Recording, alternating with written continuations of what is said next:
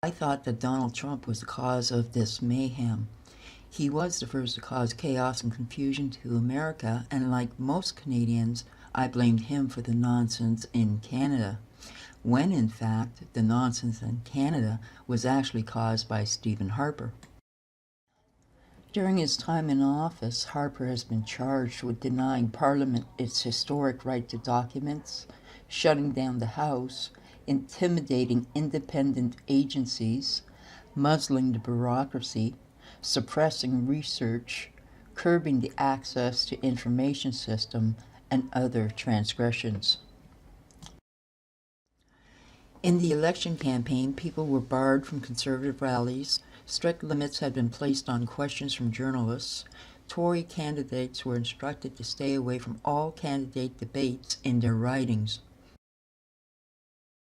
At the same time the Conservatives were making their accountability promises in the 2006 campaign, they were running a surreptitious money-shuffling operation that became known as the In and Out affair.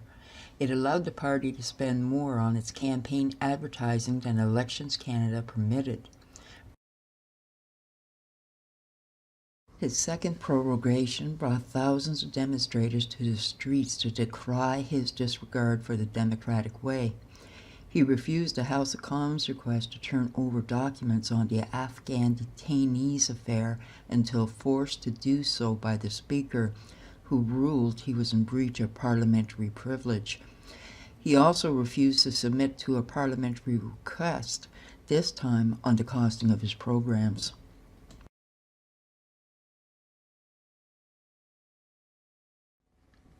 We're all aware of Stephen Harper's scorn for parliamentary committees.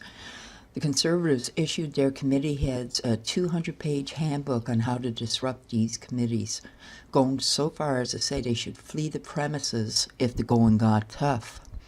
The Prime Minister also reneged on a promise to allow committees to select their own chairs. In another decision decried as anti-democratic, he issued an order dictating that staffers to cabinet ministers do not have to testify before committees. The Harper Conservatives have upped the anti-democratic ante, putting in place watchdogs, an ethics commissioner, lobbying commissioner, and others who are more like lapdogs.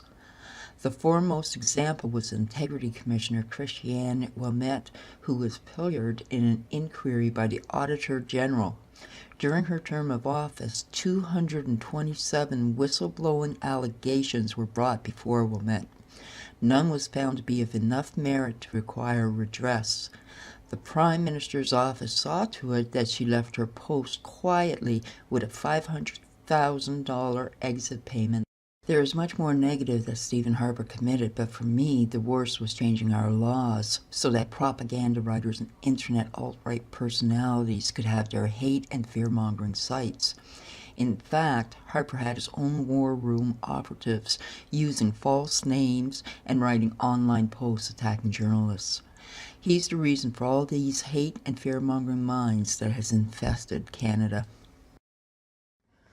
Canadians did the correct thing and voted Harper out.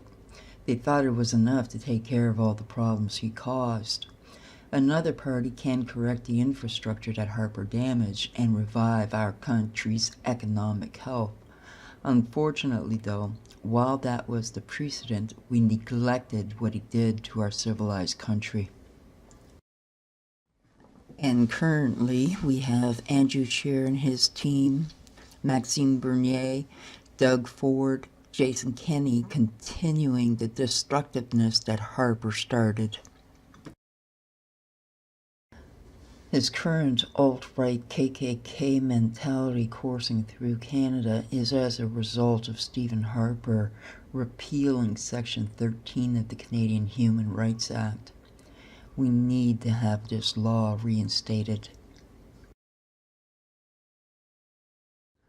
Currently, the Conservative plot is to distract our Prime Minister and every citizen with this drama of SNC-Lavalin. I'm going to tell you that a company lobbying the government to stay in business doesn't concern me at all, as it's not a life-threatening matter. What the alt-right reform cons are doing is a life-threatening matter. Harper advised his reform cons that the way to take Canada is one province at a time. They have managed to get one of their creeps in as Premier of Ontario. Doug Ford is being watched, and eventually he will be removed from government. What we need to do now is focus on this movement against our entire country as a whole country. We have to stand for Canada the Beautiful so that this toxic energy of these gangs and conservative cult does not infest our country any further. They are recruiting, but they are also getting provoked by either foreigners or the American KKK by insulting them when Canada is weak. We need to be more diligent on the internet and report everything that is promoting violence. Then we need to do the intelligent thing and get the federal election canceled until we've secured our country from interference.